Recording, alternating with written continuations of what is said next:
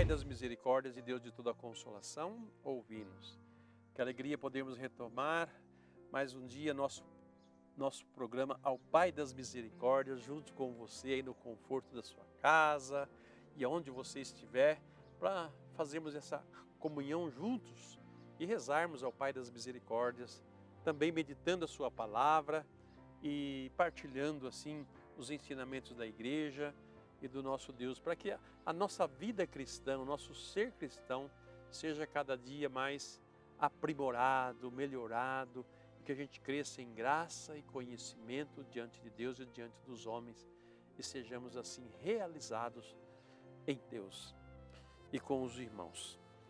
O Papa Francisco, em sua audiência geral de quarta-feira, 30 de outubro, falando sobre o Espírito e a esposa, hoje ele vai continuar a sua fala, dizendo: Ele consagrou-nos e marcou-nos com o seu selo, com a sua marca. O crisma, o sacramento do Espírito Santo.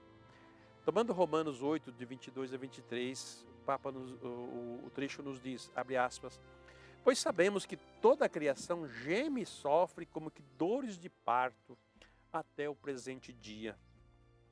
Não só ela, mas também nós, que temos as primícias do Espírito, gememos em nós mesmos, aguardando a adoção, a redenção do nosso corpo.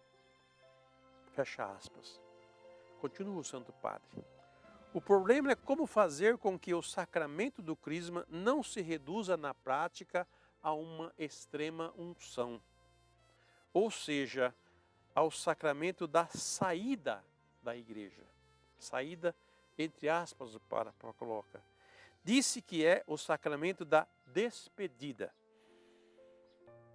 Pois quando os jovens o recebem, vão-se embora e depois voltam para o casamento. É o que se diz, mas devemos fazer dele o sacramento do início de uma participação ativa na vida da igreja. É uma meta que nos pode parecer impossível, considerando as situações em curso um pouco em toda a igreja. Mas isso não significa que devemos deixar de a perseguir. Não será assim para todos os crismandos, jovens ou adultos, mas é importante que o seja pelo menos para alguns que depois serão os animadores da comunidade. Para essa finalidade, pode ser útil deixar-nos ajudar na preparação para o sacramento, por fiéis leigos que tiveram um encontro pessoal com Cristo e viveram uma verdadeira experiência do Espírito. Algumas pessoas dizem tê-lo vivido como um desabrochar nelas do sacramento do crisma, recebido quando eram jovens. Mas isso não diz respeito apenas aos futuros crismandos, diz respeito a todos nós e em cada momento. Com a confirmação e a unção, recebemos também, assegura-nos o apóstolo, o penhor do Espírito, que em outro lugar ele chama as primícias do Espírito. Devemos gastar este penhor, usufruir destas primícias, não enterrar debaixo os carismas e talentos recebidos. Olha como que hoje, nesse trecho, o Papa, ele aprofunda mais e traz mais para a nossa realidade concreta de igreja. Eu entendo que o cristianismo, né, ou o catolicismo, como a gente ouve essa expressão, o que é o catolicismo e o cristianismo? O cristianismo é quando, assim, não, aqui todo mundo é cristão, quer dizer, todo mundo foi batizado, faz parte desse movimento, desse modo de viver, né, de Cristo. Daí cristianismo. Catolicismo é o modo de ser católico no meio do mundo. E muitos têm entendido o catolicismo não como uma vivência concreta da fé, mas uma vivência mundana ou comum dos fiéis, onde se mistura aí os que são íntimos de Deus e os que não são. Então é uma mescla, né, Dá a impressão que tudo está mesclado, ou se dá a entender, não, de todo mundo conhece a Deus, conhece os mandamentos, vive os mandamentos, sabe o que é. Então a fé católica ela já está no coração de todo mundo, e não está. Então é uma ilusão.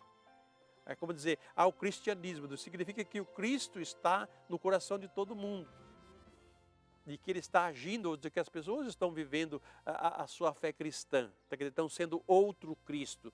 Não, só porque foi batizado na igreja, porque a sua família é católica, porque você, sabe, porque recebeu o crisma, tudo, casou na igreja, sabe?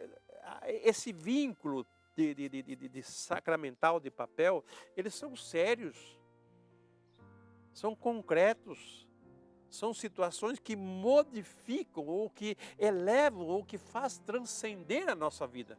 Não é uma coisa que a gente recebe, né, e põe na gaveta e vai embora. O Papa vai dizer o crisma como um sacramento de unção dos enfermos, porque a extrema unção é aquela unção que era dada ao cristão que estava em perigo de morte, estava na iminência da morte. Eu vou morrer, chama o padre, né?